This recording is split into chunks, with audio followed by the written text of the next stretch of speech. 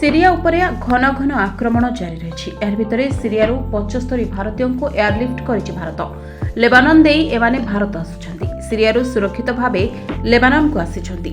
सेठारू वाणिज्यिक विमान जोगे भारत फिरबे। दामस्कस और बेरुट रे थिबा भारतीय दूतावासर सहयोग रे एमानंकु उद्धार करा जायछि। सीरिया रे सुरक्षा स्थिति संपूर्ण बिगिड़बा परे सेठारे रहुतबा भारतीय माने स्वदेश प्रत्यावर्तन पई दूतावास सह जोगाजोग करथिले। सीरिया रे थिबा भारतीय मानंकु तुरंत पळाई आसिबाकु दूतावास पक्षरु मध्ये परामर्श दिया जायतिला।